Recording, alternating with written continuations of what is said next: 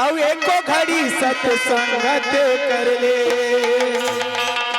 अब मिल जाएगी तो भगवान। अरे कच्चा माटी के तबूरा बनेगे खाया के बने हैं दाल। कच्चा माटी के तबूरा बनेगे खाया के बने हैं दाल।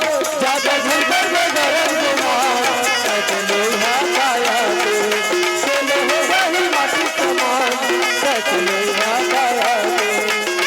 कच्चा माटी के तबूरा बने खाया के बने हैं दाल।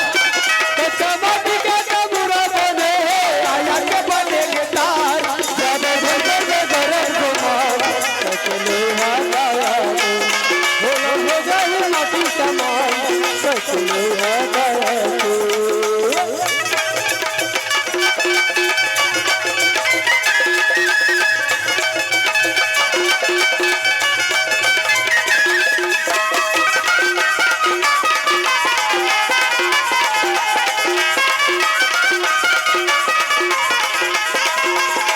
माटी के ओढ़ना माटी के बसना माटी माँ मिल जाही। कर में है रुपे भजन धरे भाई एकाया कर जाही। माटी के ओढ़ना माटी के बसना माटी माँ मिल जाही। कर में है रुपे भजन धरे भाई एकाया कर जाही।